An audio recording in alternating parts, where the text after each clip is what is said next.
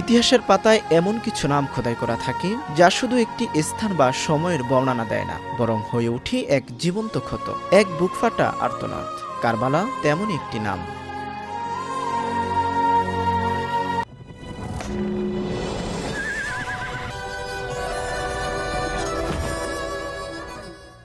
কারবালা শুধু একটি নাম নয়, মুসলিম উম্মাহর হৃদয়ে গেঁথে থাকা এক জীবন্ত ক্ষতের নাম, যে নামটি উচ্চারিত হলেই কানে বাজে নিষ্পাপ শিশুর কান্না, আর চোখের সামনে ভেসে ওঠে তপ্ত মরুর বুকে সত্যের জন্য ঝরে পড়া রক্তের স্রোত। ভাবুন তো একবার, যে নাতিকে কাঁধে নিয়ে নবীজি সিজদা করতেন যেন তার খেলায় বিঘ্ন না ঘটে, যে নাতির জন্য তিনি খুতবার মিম্বর থেকে নেমে আসতেন। কিভাবে ইতিহাসের নির্মম পরিহাসে সেই ইমাম হোসাইন রাদিয়াল্লাহু তাআলা আনহুকেই হতে হলো কারবালার তপ্তবালিতে শাহাদাতের শিকার? কোন ক্ষমতার নেশা এতটা অন্ধ করে দেয় যে সত্য ও ন্যায়ের প্রতীককে হত্যা করতে হাত কাঁপে না? কোন ষড়যন্ত্রের জাল বোনা হয়েছিল দামেস্কের মসনদে বসে, যার কারণে ফোরাতের পানি পশুর জন্য উন্মুক্ত থাকলেও তা হারাম হয়ে গিয়েছিল নবী পরিবারের নিষ্পাপ শিশুদের জন্য? এই যাত্রায় আমরা শুধু একটি যুদ্ধের কাহিনী শুনব না, আমরা দেখব কিভাবে হাজারো চিঠির প্রতিশ্রুতির কুফার প্রান্তরে এসে এক নিষ্ঠুর নীরবতায় পরিণত হয়েছিল। আমরা সাক্ষী হব সেই অকল্পনীয় ত্যাগের, যখন তৃষ্ণার্ত শিশুদের জন্য এক মস্ক পানি আনতে গিয়ে আব্বাস ইবনে আলী রাদিয়াল্লাহু তাআলা আনহু ফোরাতের তীরে রচনা করেছিলেন বীরত্ব ও আত্মত্যাগের এক অমর মহাকাব্য।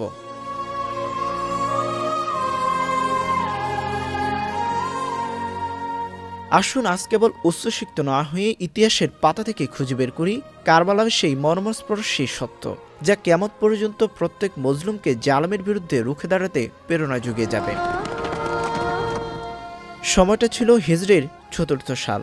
মদিনায় তখন ইসলামের আলো ছড়িয়ে পড়েছে। ঠিক এমনই এক সময়ে নবীকন্যা হযরত ফাতিমা রাদিয়াল্লাহু তাআলা আনহা এবং শেরে খোদা হযরত আলী রাদিয়াল্লাহু তাআলা আনহু এর ঘর আলোকিত করে পৃথিবীতে আগমন করেন হযরত ইমাম হোসাইন রাদিয়াল্লাহু তাআলা আনহু। তার জন্মের সংবাদে নবীজির খুশির সীমা ছিল না। তিনি নিজ হাতে তার কানে আজান দেন এবং আকিকা সম্পূর্ণ করেন।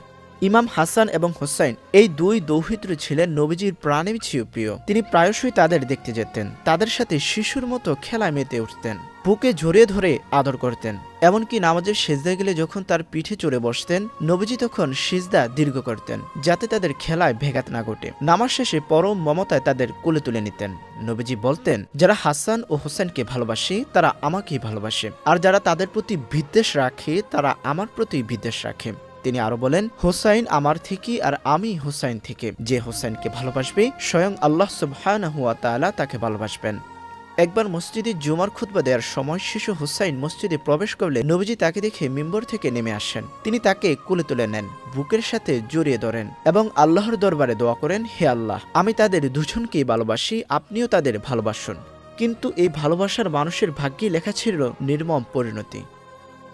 মহানবী সাল্লাল্লাহু আলাইহি ওয়াসাল্লাম তার ওফাতের পূর্বে কাউকে খলিফা হিসেবে মনোনীত না করে আল আমরু শুরা বাইনাহুম, তাদের কাজ পারস্পরিক পরামর্শের ভিত্তিতে চলবে, এই নীতির উপর বিষয়টি ছেড়ে দিয়েছিলেন। সেই সূত্রেই প্রথম 4 খলিফা নিযুক্ত হয়েছিলেন। কিন্তু উমাইয়াদের শাসন শুরু হতেই সেই গণতান্ত্রিক প্রথা বিলুপ্ত হয়ে জন্ম নেয় পরিবারতান্ত্রিক রাজতন্ত্র।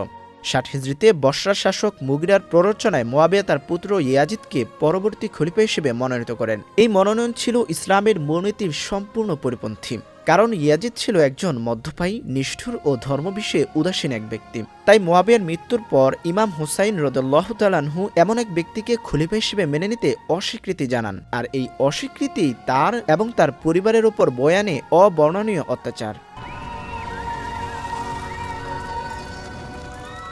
এক পর্যায়ে অত্যাচার সহ্য করতে না পেরে হযরত ইমাম হোসাইন রাদিয়াল্লাহু তাআলা আনহু এবং হযরত আব্দুল্লাহ ইবনে জুবাইর রাদিয়াল্লাহু তাআলা আনহু মক্কায় হিজরত করেন।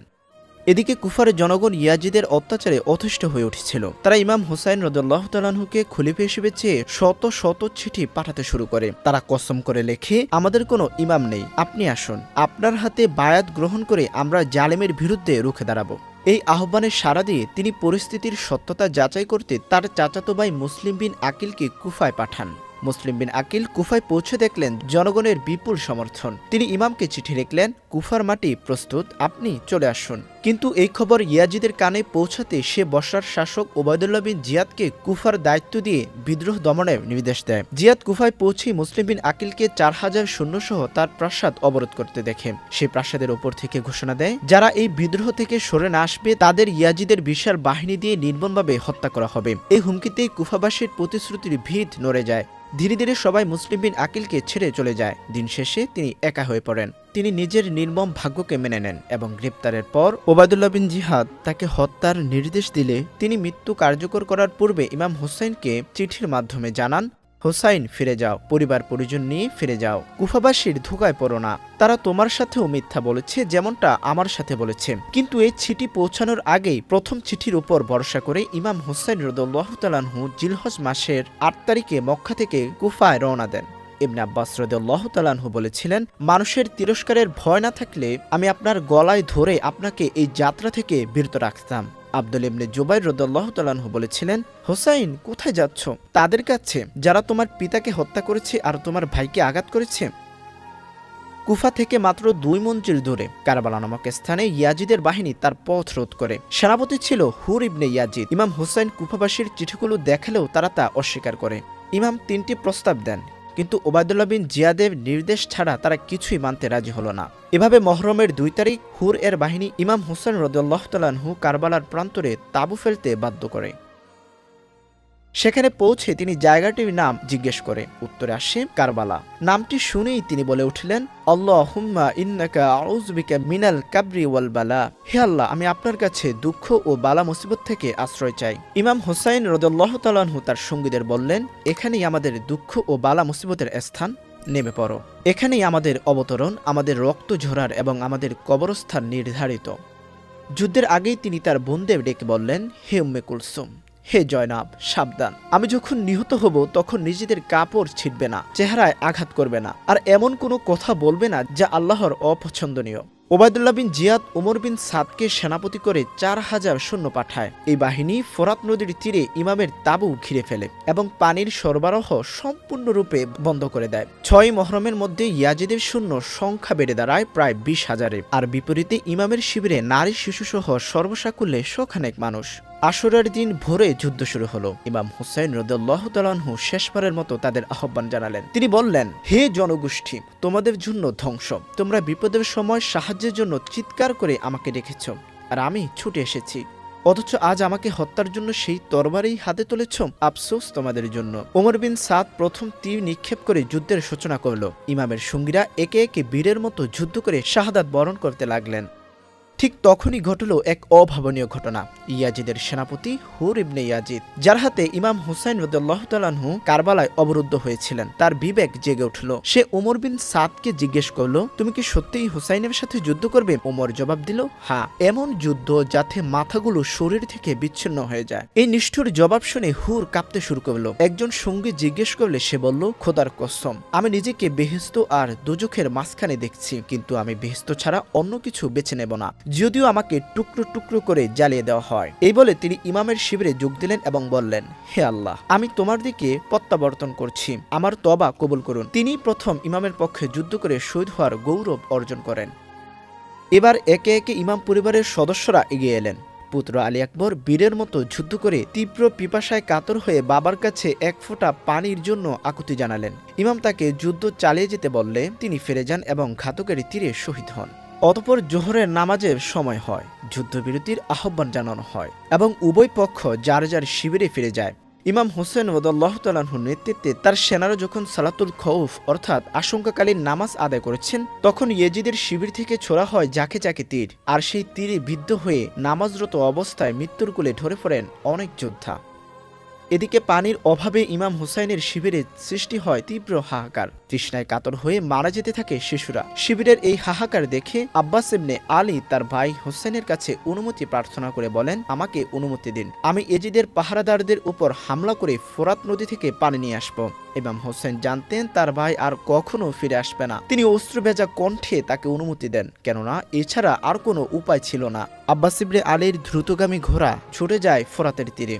এজিদের পাহারাদার সেনারা তাকে বাধা দেওয়ার চেষ্টা করে, কিন্তু তিনি যাকে সামনে পান তাকেই হত্যা করে ফোরাতের দিকে এগিয়ে যেতে থাকেন। কেউই তার পথ আগলে দাঁড়াতে পারে না। তিনি যখন ফোরাতের স্বচ্ছ পানি নিয়ে ফিরে আসেন, তখন দূর থেকে তাকে উদ্দেশ্য করে যাকে যাকে তীর ছোড়ে এজিদের সেনারা। তীরে বিদ্ধ হয়ে দুর্বল হয়ে পড়েন আব্বাস ইবনে আলী। অতঃপর তারা কাছে এসে আব্বাসের ডান হাত কেটে ফেলে। তিনি বাম হাতে পানির মস্ক ধরে রেখেছিলেন, আর সেই পানি নিয়ে নিজের শিবিরে ফিরে যাওয়ার চেষ্টা করেছিলেন। তারা তার বাম হাতও কেটে ফেলল। অতঃপর তিনি পানির মস্ক মুখে তুলে নেন এবং শিবিরে ফিরে যাওয়ার চেষ্টা করেন। তারা তার মাথায় প্রচণ্ড আঘাত করে, আর তিনি মাটিতে লুটিয়ে পড়েন। আর এভাবে শিশুদের জন্য এক মস্ক পানির আশায় ফোরাতের তীরে গিয়ে শহীদ হন আব্বাস ইবনে আলী রাদিয়াল্লাহু তাআলা আনহু। প্রিয় ভাইয়ের মৃত্যুর পর হুসাইন রাদিয়াল্লাহু তাআলা আনহুকে সঙ্গ দেওয়ার মতো আর কোনো যোদ্ধা অবশিষ্ট ছিল না। বেঁচে ছিলেন কেবল হুরের পুত্র বুকাইর, যিনি একসময় হুসাইনকে হত্যা করার জন্য ঘুরে বেড়াতেন। তিনিও নিজের পিতার মতো এজিদ বাহিনীর বিরুদ্ধে যুদ্ধে অবতীর্ণ হন এবং গুরুতর আহত অবস্থায় মাটিতে লুটিয়ে পড়েন। এরপর ইমাম হুসাইন রাদিয়াল্লাহু তাআলা আনহু তাঁবুর দরজায় এসে তার দুগ্ধপোষ্য শিশু আলী আসকরকে কোলে নিলেন বিদায়ী চুমু খাওয়ার জন্য। কিন্তু কি নির্মম পরিহাস! হারমালা বিন কাহিলের ছোড়া তীর এসে শিশুটির কচি গলায় বিদ্ধ হলো।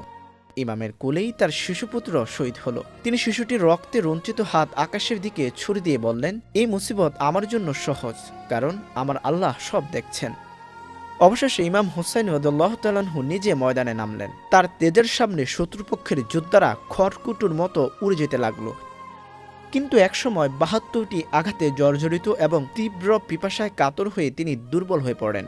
একটি পাথর এসে তার কপালে লাগে, একটি বিষাক্ত তীর তার বুকে বিদ্ধ হয়। মহানবীর দেওয়া পাগড়ি তার রক্তে ভিজে একাকার হয়ে যায়। এত শূন্য থাকার পরেও কেউ মহানবীর দৌহিত্রকে সরাসরি হত্যা করতে সাহস পাচ্ছিল না। কিন্তু অভিশপ্ত সীমার এগিয়ে এলো। আসরের নামাজের জন্য অনুমতি চেয়ে ইমাম সিজদায় গেলে সেই সীমারই ওয়াদা ভঙ্গ করে বলে, খোদার কসম, আমি তোমার মাথা শরীর থেকে বিচ্ছিন্ন করছি, এটা জেনেও যে তুমি নবীর দৌহিত্র এবং পৃথিবীর শ্রেষ্ঠ পিতামাতার সন্তান। এই বলে সে মহানবীর প্রিয় নাতির শিরচ্ছেদ করে।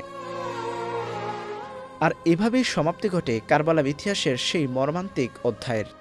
ইমাম হুসাইন রাদিয়াল্লাহু তাআলা আনহু কোনো যুদ্ধ প্রস্তুতি ছাড়াই কেবল সত্য ও ন্যায় প্রতিষ্ঠার জন্য কুফাবাসীর আহ্বানে সাড়া দিয়েছিলেন। কিন্তু বিশ্বাসঘাতকতা আর হিংস্রতার শিকার হয়ে তিনি শাহাদাত বরণ করেন। তিনি ইয়াজিদের সরাসরি শাসনের বিরুদ্ধে দাঁড়িয়ে খোলাফায়ে রাশিদিনের সেই মহান আদর্শকে রক্ষা করতে চেয়েছিলেন, যে আদর্শ তার নানাজান হযরত মুহাম্মদ সাল্লাল্লাহু আলাইহি ওয়াসাল্লাম প্রতিষ্ঠা করে গিয়েছিলেন। তার এই আত্মত্যাগ কিয়ামত পর্যন্ত সকল মজলুমকে জারমের বিরুদ্ধে রুখে দাঁড়ানোর প্রেরণা জুগিয়ে যাবে।